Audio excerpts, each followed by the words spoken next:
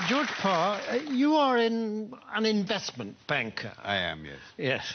And as such, you have your fingers right on the pulse of the financial market. Yeah, very much so, yes. And during the summer, there's been a great deal of turbulence and volatility in the market, yes. Tremendous, yes, tremendous. Yes, and what has caused that? Well, you have to remember two things about the markets. One is that they are made up of very sharp and sophisticated people who, these are the greatest brains in the world. And the second thing you have to remember is that the financial markets, to use the common phrase, are driven by sentiment. What does that mean? What does that mean? Well, things, let's say, are just going along as normal in the market, and then suddenly, out of the blue, one of these very sharp and sophisticated people says, "My God, something awful's going to happen! We lost everything. Oh, my God, what are we going to do? What are we going to do?" Shall I jump out of the window? Shall I jump out of the window? Exactly. Let's all jump out of the window. Sell! We've lost a sell. Yes. Precisely. Yes. Precisely. And then a few days later, this same sophisticated person said, "You know, I think things are going rather well." And everybody says, "Yes, I agree with you. I think we're rich. We're rich." Yes. Rich. Yes. Bye. Bye. Yes. Yes. And that's what we call market sentiment. Well, yes. Surely we are exaggerating just a bit, aren't we? Well, I don't know. I mean, in August, in the middle of August this year, when the market absolutely plunged in London, a well-known city firm, State Street Global Markets, issued a statement in which it said, and I quote, "Market participants don't know whether to buy on the rumour and sell on the news, do the opposite, do both, or do neither, depending on which way the wind is blowing," unquote. Yes, and this is the kind of rigorous analysis the companies will pay huge salaries for. Yes, exactly. And a few days later, when the markets had gone up a little bit, the senior equities advisor on ABM Ambro Morgan said, and I quote, "We're back to happy days again." Well, no price is too high for that kind of mature wisdom, certainly is it? not. The reason this sort of people are paid millions of pounds in bonuses. Yes, of course.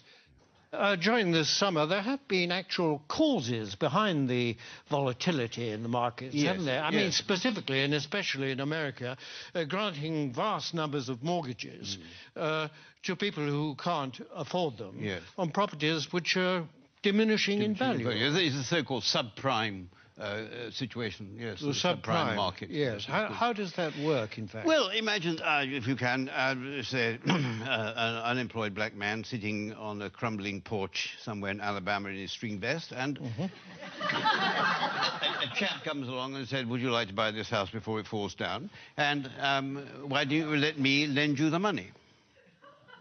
And is this chap who says this, is he a banker? Oh, no. He's a mortgage salesman. His income depends entirely on the number of mortgages that he can arrange. So his judgment to arrange mortgages is completely objective? Completely objective, yes, absolutely. It would. Yes. And what happens next? Well, then this debt, this mortgage, is taken, bought by a bank and packaged together on Wall Street with a lot of other similar debts. Without going into much detail about what is actually... Without going into any detail, no, it's far too boring.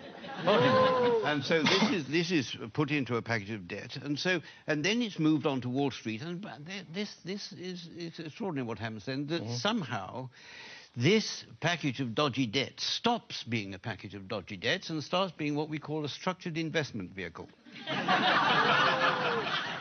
An SIV? An SIV, exactly, yes. Yes, I see. And then someone like you comes along and buys it. I buy it, yes, and then I will ring up, I don't know, somebody in Tokyo and say, "Look, I've got this package, do you want to buy it?" And they say, "What's in it?" And I say, "I haven't got the faintest idea." And they say, "How much do you want for it?" And I say, $100 million, and then they say, "Fine, that's it." And that's the market. And presumably this package, I mean, that kind of thing can happen several times to the same package. Possibly, yes. And every time it does, of course, then you or someone like you will get a fee and a markup and a profit, yes. And so well, you can't expect us to do it for nothing. It's hard work. in view of the fact that in these packages there's a lot of dodgy debt, what is it about it that attracts the financial, risk takers? Yeah, well, because these hedge funds, as they're called, which specialize in these debts, they all have very good names.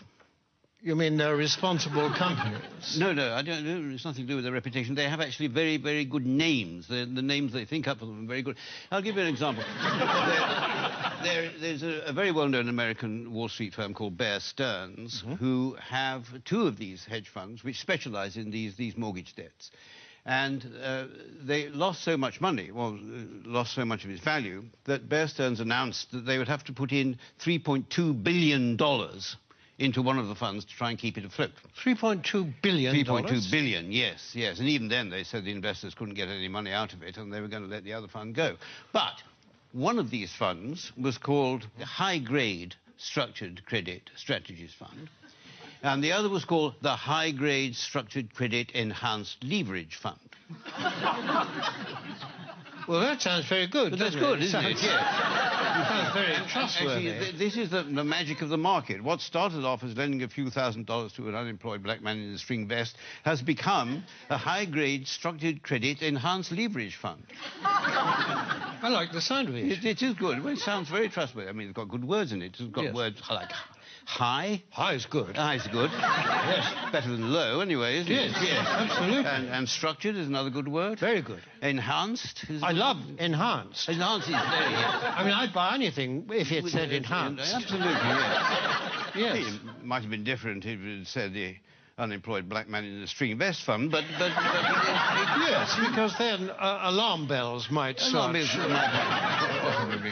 to ring. But despite these very plausible names, surely the reality is that the people that lent all this money have been incredibly stupid. Oh, no. The reality is that what was stupid is, for some point, somebody asked how much money these houses were actually worth. I mean, if they hadn't bothered to ask that question, then everything would have gone on as perfectly normal. But unfortunately, they did. I see, but now, you see, people are saying the crisis is likely to turn into financial meltdown. I mean, can that be avoided? It can be avoided, provided that governments and central banks give us, the financial speculators, back the money that we've lost. But isn't that rewarding greed and stupidity? No. It's rewarding what the Prime Minister Gordon Brown called the ingenuity of the markets. That is You see, and we don't want this money to spend on ourselves. We want this money just to go into the market so that we can carry on borrowing and lending money as if nothing had happened without thinking too much about it. Yes, but if the worst came to the worst and you didn't get this money, what then?